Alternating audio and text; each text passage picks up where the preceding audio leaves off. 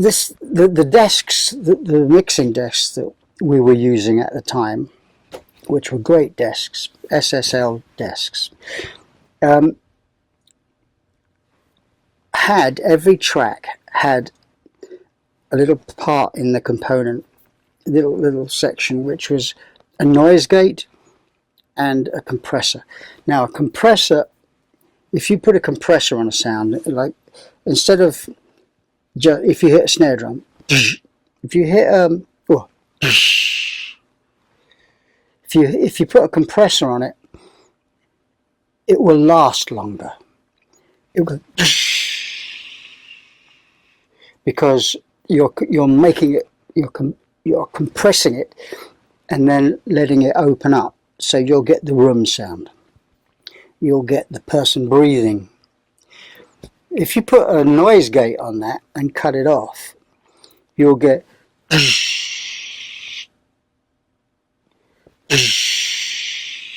because you've got a gate cutting the compression off. Now you can adjust those so that the gate shuts earlier or later, or whatever. So you can get a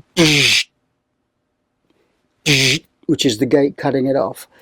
The compressor makes it longer, the sound longer, and then the gate cuts it off. So you get quite a sharp edge to the sound, a sharp ending edge, you know. So if you get as opposed to so you know, what people have to remember, I had headphones on, and while he was doing this with the noise gates and the compressors, I was playing.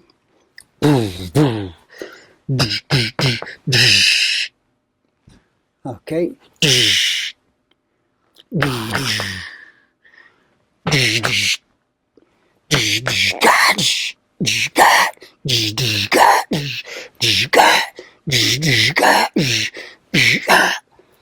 So you make a rhythm, you compose a rhythm and a tempo for that rhythm with the sound that you're hearing in the headphones, which is being changed by someone doing this. Once he's got it, he won't change it. So that's how we arrived at and so I played this, and Peter heard it, and I heard it and said, well, that sounds fantastic, I'll have this.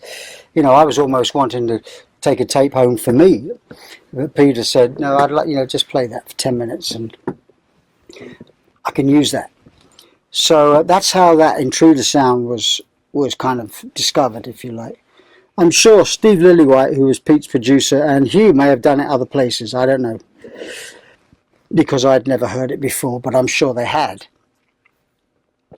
But because Hugh PADGHAM was the engineer, the man with the hands-on, that's the reason why I befriended him and thought he'd be the man to make my first album, because this was a sound unlike anything else. And because of my attitude, the way I hit the drums, you know, kind of, even if they'd have done the same thing with another drummer, not to say it would have sounded the same, because I was really, you know, after playing the drums all my life, you get a personality with, you know, I mean, you know, you can put a Fender Strat in the hands of another guitar player, but it won't ever sound like Eric Clapton, you know, because it's his personality. So it's, a lot of the time it doesn't, you know, you kind of, that is you don't have to patent it because it comes with the person you've got, you know. But now when it comes to Genesis, I mean, we were going through this a bit with Hugh, and we found that Mama has got absolutely right there. I mean, that drum sound.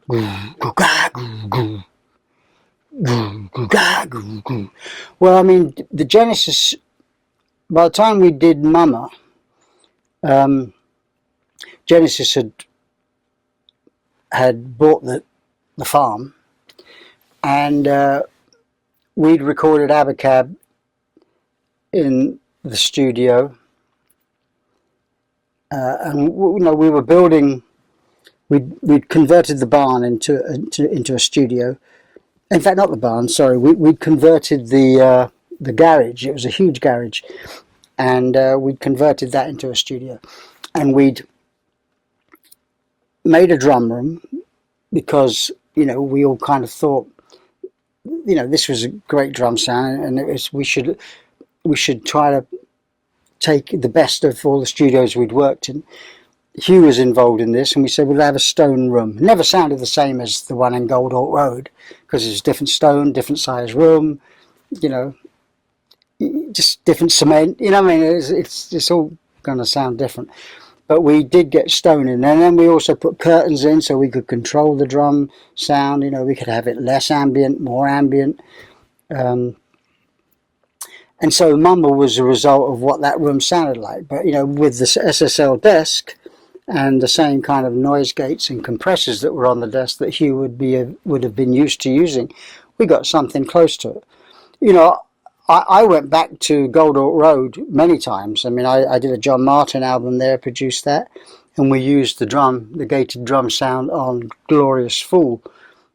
That's another example of it. We also did Easy Lover. The whole Philip Bailey album we did at the Townhouse, and that is a good example of that room, but with cymbals. You know, you know, it's just a great sounding room. But back to Genesis, yeah, the studio at the farm with the drum room was, you know, it was close.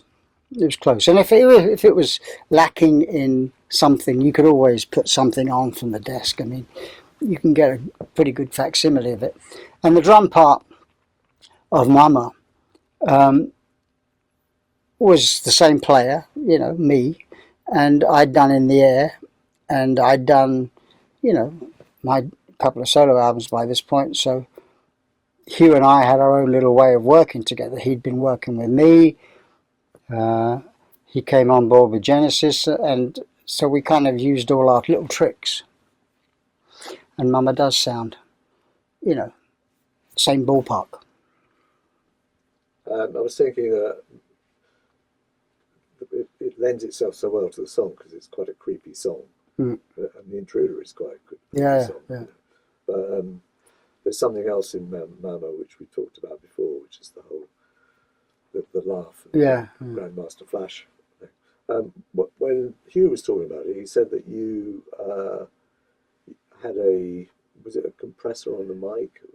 There was some mic that you used that gave your voice much more of a kind of sinister sound to it. Do you remember that? Yep. Well, we weren't using good quality stuff. I mean, we had good quality stuff, but I tended to use a Bayer 88 stage microphone. You know, this was the mic that I'd been using, I guess, at home for my recording, and we'd used it because it sounded good on my voice. We'd used it on my album, Face Value, Hello, I Must Be Going. We probably used it because I was using it at home, and it wasn't a microphone with a lot of top and a lot of bottom. It was just a stage mic. You know, it wasn't one of these expensive jobs. And also, I had a compressor that came with my little studio, my portable studio, which was really more or less. You know, it didn't have many buttons on it. It just had a little fader, which was like compressing, or less of it. You know, and I used to put my voice through that, so everything that like had a real squashed sound to it. And this microphone used to work on everything. I did one session with the Four Tops for Buster, and we were trying to get the sound right for Levi Stubbs. What a brilliant voice he had. We were trying to get his voice to sit in the track, and I said, whenever I do this, I use this microphone. And I brought my microphone and my little compressor, And it sounded fantastic. You know, it just sounded just like it did on the Motown records, which we didn't have. You know, we were recording it at the farm, so you know we didn't have that old stuff. So I used my primitive microphone and primitive compressor, and it sounded fantastic. But I used that all the time, you know, until pretty recently. So that would be the microphone that he was talking about, Hugh. The only slight difference with Mama and Intruder was that you know, there's like specific symbols on Mama. I believe, just you know, completely orchestrated, not random. They were just been in this particular place on this particular downbeat of the bar. So that was the only difference from, you know, where there was no symbols with Peter's stuff, or in the air tonight. But there was on Mama just occasionally. But yeah, the Grandmaster Flash thing. Hugh had bought this single in. You know, it was before the days of iPods and stuff. He bought this record in, and it was, you know, it was real brand new, cutting edge of rap, which was just starting. And Grandmaster Flash and The Message was one of the early records. And, you know, it had all these kind of what we now would think of as pretty hokey kind of synthesizer things. But it did have something that was totally original. And it was like, you know, it's like a jungle sometimes. It makes me wonder how I keep from going under. And we all thought, it's fantastic, you know. It was a laugh. I mean, what a fantastic idea to have on a record, a laugh, you know. I mean, not since The Laughing Policeman was there such a laugh on a record. And yeah, we played it again, and we played it again, and even Tony Banks thought, oh, that's fantastic. So we were in the middle of, you know, mucking about and writing and recording, and Mama was the track we were obviously working on. So, you know, Mike started his drum machine, and we were playing around with it, and I just went out, and I had a little bit of a bebop-a-lula, you know, Gene Vincent echo on the voice, and I just started going, ha ha ha, ha ha ha. And everyone kind of, you know, were playing and sort of looked and laughed and smiled. But I knew that it wasn't getting a grimace, it was getting a smile, you know. So I thought, okay, well, I remember that. So, and the lyrics of Mama were improvised. I was kind of, you know, that's my kind of Lennon sort of influenced, you know, kind of with the echo of bebop-a-lula. It was just kind of compression. It sounded a little like Lennon. So, can see you, Mama. You have to sort of sneer a bit when you're singing it, you know. But I can hardly wait. Oh, the touch. You know, there's a couple of Lennon tracks which I can think of, but I can't think of the titles. But like from his solo album, you know, the Plastic Ono Band, you know. And I was singing like that, and then put the ha-ha in, and it kind of all came together. And nobody ever asked, in all the years, nobody ever asked why the laugh. You know, I mentioned it a couple of times that the laugh was from Grandmaster Flash, but because I thought the people would be surprised, you know, Genesis, Grandmaster Flash, surely not, you know, they wouldn't be, you know, darkening each other's door. But weird, nobody ever asked why the laugh. We used to scare the kids when Tom Rutherford and Harry Rutherford and Kate Rutherford and Simon, they were all very young, you know. They used to come up as a group to me, you know. If they were coming to a gig, they'd say, Phil, do the laugh. And I'd go, you know, with a torch underneath, and they all scream running away. My case comes up next week. Yeah, it's good fun. Was the Lennon song, was it Mother? You know, Yeah, yeah. That's funny because this is Mama. And that was my Actually, yeah. God, I couldn't even. Mother. Yeah. Yeah. Sometimes you get a sound, you know, and Yeah, I didn't need you. You needed no, I didn't. You didn't need me, but I needed you. Something like that. yeah. Yeah, mother. Yeah, it's that falling out. Yeah, this. I mean, it's a kind of it's a thing he does quite a lot, and it, probably more than once on that record. But you know, he had that. You can always imagine with his glasses on the microphone, sneering when he sang. But again, you know, really, Lennon? No, I don't think so. They just don't. You know, this is what goes on in the person's head that's doing it or writing it. Like, that's all. You know, we called George and Martha because of Martha, my dear. You know, and Georgia because it was had a sort of southern, sort of country and western kind of southern. But George and Martha because of Martha, my dear. Martha, my dear, will you say it back when you know that it's right? But nobody would think that.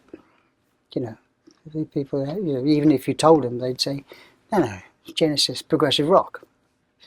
It's weird. It's that whole thing. It's the labelling thing Yep, again. labelling. Back we come. Take 31. Take 31. Yeah. Take 31. Yeah, I mean that the Lamb album was recorded. Was the best we'd ever been on a record. You know, I mean, I think it was because it was not in a proper studio. It was in a sort of barn at a farm in Wales, and it was basically like it was in a rehearsal room, and that's when we always played the best. Much louder sound. Yeah, I mean John Burns, but he was around for Foxtrot. I think it's just that we didn't feel like there was a clock running. You know, we had a mobile unit and we were recording pretty much all the time. You know, I mean, it might not have been pleasant from other reasons. You know, I mean, as Peter kind of described, I think, when the five of us were together the other day, but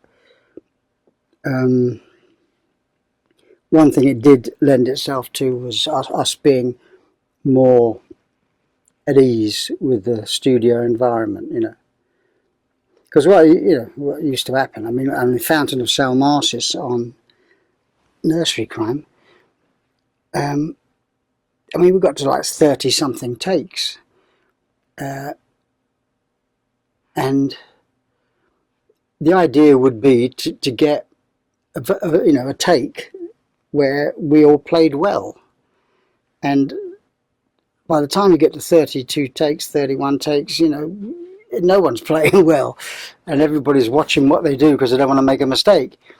So we get that far, and of course I'm well past my best. You know, drummers' takes are always the best second take, third take, if not the first.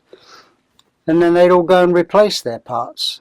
So they'd all say, okay, well, I'm going to do my keyboard part again, actually, if that's okay with anybody. The guitar player, well, I'm going to do my keyboard, my guitar part again. And I was stuck with my 31st take. I always resented that. Because nowadays with computers, you know, you do whatever you want. But back then, you know, it was the drummer was stuck with whatever he did. But anyway, forgive and forget. Or at least pretend to. Yeah, well, interesting you said Zeppelin. Is that very much your kind of sense that, because at that point, which is 74, Zeppelin were really hitting big strides. Yeah. So you presumably were listening to a lot of Zeppelin. You played in the house that they played in. Yeah. Oh, yeah. Well, regarding, we recorded it in the same place that they did, you know, that album with When the Levee Breaks on it, and I guess Kashmir was on that same album. I don't know. I listened to bits and pieces of Zeppelin. Yeah. I mean, I was a big fan because to me they did something very differently from everybody else. I mean, they weren't just a heavy metal band, you know, they had something unique about them. And you know, I was a big Bonham fan before Zeppelin, so he was just one of, you know, sometimes it would be a Keith Moon hat I'd put on, you know, sometimes it would be a Ringo hat, depending on kind of what songs we were doing, what pieces. But certainly before I had the job of singing, you know, that kind of thing would be the fly on a windshield thing would have been, you know, Mike. I mean, Tony said as well, you can see from the chords, it's almost cashmere type chords, the open kind of 12-string.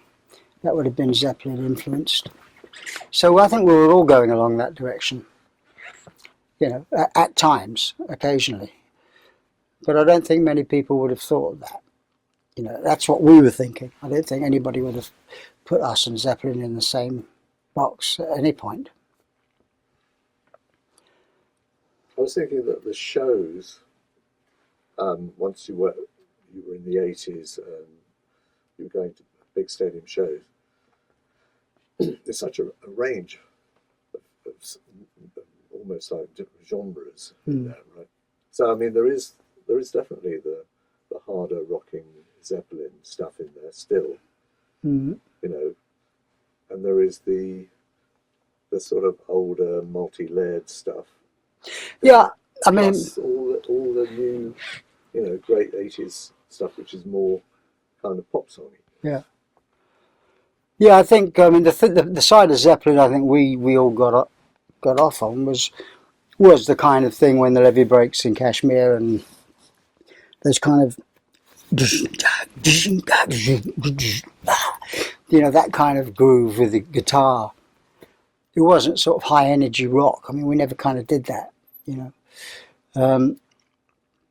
So there's a little thing that for us, you know, our little photographic, our picture of Zeppelin would have been that stuff. That's what, you know, and that kind of came out as Squonk on Trick of the Tail, which is a little earlier, 76. No, not earlier than the Lamb, of course, but earlier than the 80s. Yeah. It's still a favourite in the stadium shows. You had Squonk. Yeah. You needed the size of that. I mean, it would always sound better in big places. But again, you know, no disrespect to Chester, you know, I had grown up with John Bonham. Chester hadn't. So if I'd have been playing it, of course I couldn't because I was singing, but if I'd have been playing it, it would have sounded a little bit more Zeppelin-y as opposed to just rocky. And I remember when, you know, some of the stuff that we were doing when Chester joined, he came to rehearsals and I'd say, well, you know, he'd be trying to learn what I'd done, and I remember saying to him, well, I'm just trying to play like an R&B drummer. So forget about my interpretation of it. Just play what you would normally play as an R&B drummer. And that kind of sorted some things out. But other things like specific Ringo-y type fills, which he didn't really know what I was talking about, or John Bonham type grooves, you know, he wouldn't have necessarily known what I was talking about because that wasn't part of his handwriting. But presumably you went to Chester for another kind of sound as well, right? I went to Chester, and the guys trusted me on this. We'd all liked Bill Bruford, and we all knew his work with Yes. And I don't think he'd been with King Crimson at that point, but certainly his work with Yes we all knew. Chester, I actually wasn't a huge fan of Chester in Weather Report. I loved Weather Report to death, but my knowledge of Chester really was from Frank Zappa, and there was a track on the Roxy and Elsewhere live album which had him playing with Ralph Humphreys, 2 drummers, and there was this drum fill in this song called More Trouble Every Day, and it was da da da da da da da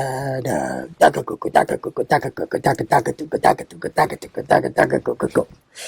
And I said, boy, that sounds good. 2 drummers, you know, going down the tom-toms. And they'd be kind of echoing each other. And so I said, this is the guy I want to play with. So he came over just purely on the strength of that drum riff. The other guys, I don't think really knew. They thought that there was more to it than that. But I just wanted to play with the guy that did that drum fill. And we used to put that drum fill in everywhere. It's in Afterglow. It's in everywhere. Bit of Los Endos probably, but certainly at the end of Afterglow we do it. And we used to have a laugh doing it.